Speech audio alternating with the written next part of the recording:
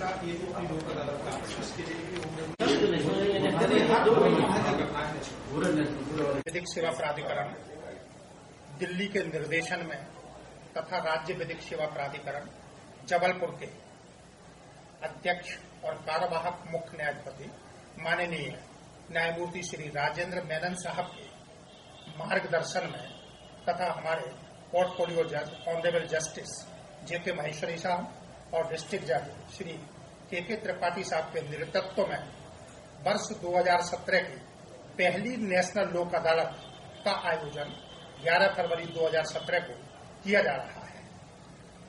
11 फरवरी 2017 को जो नेशनल लोक अदालत का आयोजन किया जा रहा है उसमें कुल 55 खंडपीठ निर्मित की गई हैं, जिनमें दुर्घटना से उद्भूत मामलों के निराकरण के लिए, नेगोशिएबल इंस्ट्रूमेंट एक्ट के मामलों से संबंधित, कंपाउंडेबल क्रिमिनल केसों से संबंधित, विद्युत, सिविल मामले, अन्य प्रकार के क्रिमिनल मामलों का आपसी सामंजस्य के तहत निराकरण किया जाएगा।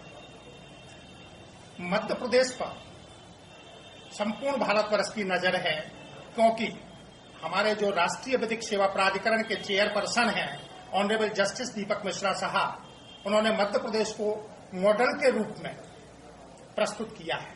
ऐसी स्थिति में न केवल जबलपुर की बल्कि संपूर्ण मध्य प्रदेश की न्यायपालिका का, अभिभाषकगण का, मीडिया का और पक्षकारगण का ये नैतिक दायित्व बन जाता है कि वो इस राष्ट्रीय लोक अदालत का सफल और सफलतम प्रकार से आयोजन में सहयोग करें, अधिकाधिक मामलों का निराकरण करने के लिए पक्षकारों में जागृति उत्पन्न करें।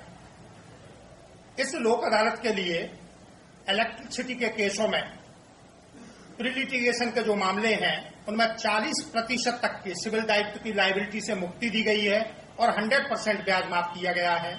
जो मामले कोर्ट में चल रहे हैं उनमें भी 100% ब्याज की छूट दी गई है।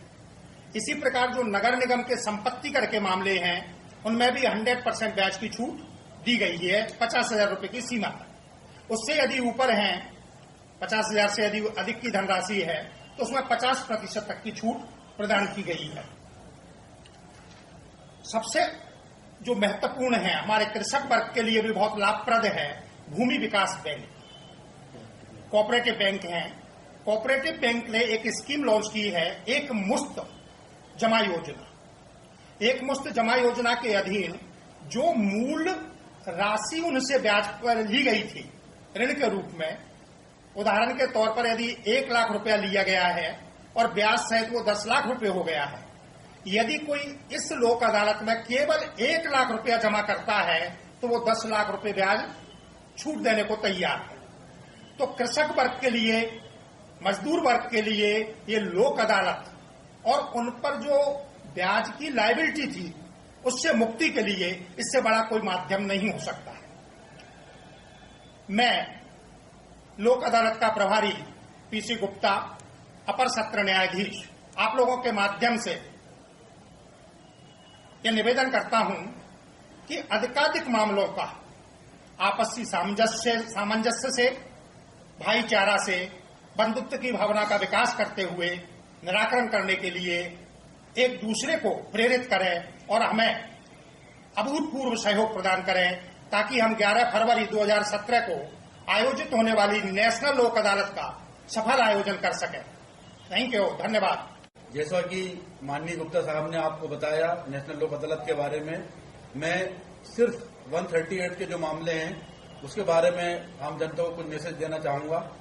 हमारे जिला न्यायालय में 138 NI एक्ट के जो चेक बाउंस के मामले हैं, ये 5,960 मामले हैं, जिसमें से अधिकांश मामले ऐसे हैं जो फाइनेंस बैंक करती है बारोअर को, गाड़ी के लिए लोन, मकान के लिए लोन, तो इनके चेक बैंक के पास रहते हैं EMI के रूप में, और वो चेक जब लगाए जाते हैं वो बाउंस हो गए हैं।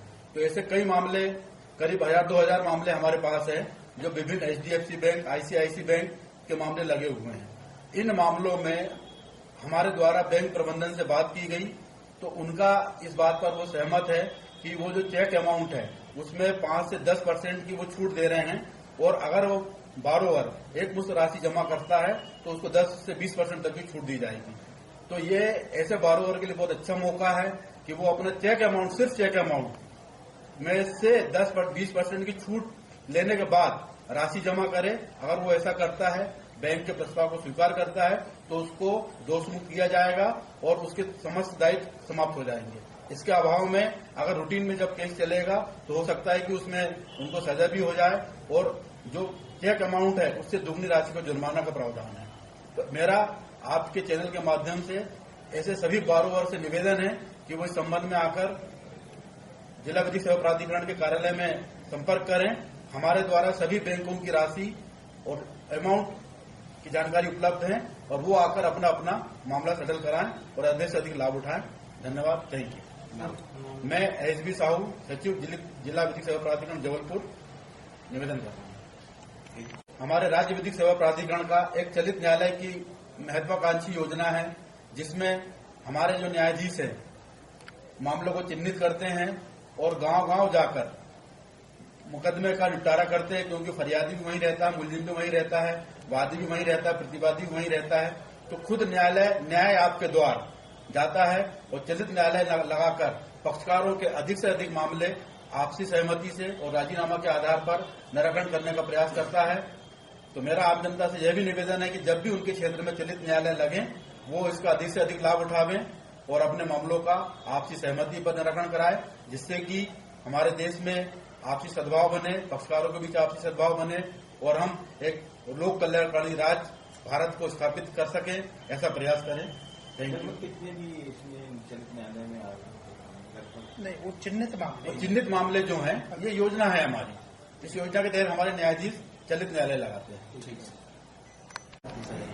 3,000 रुपये आपको बेनिफिट मिल रहा है, 28,000 हाँ बिल्कुल। रेटिंग अभी चलेगी पॉइंट में, तो उसको थोड़ा रिपीट करना पड़ेगा, क्योंकि कारण क्या होता है कि भाई चेक में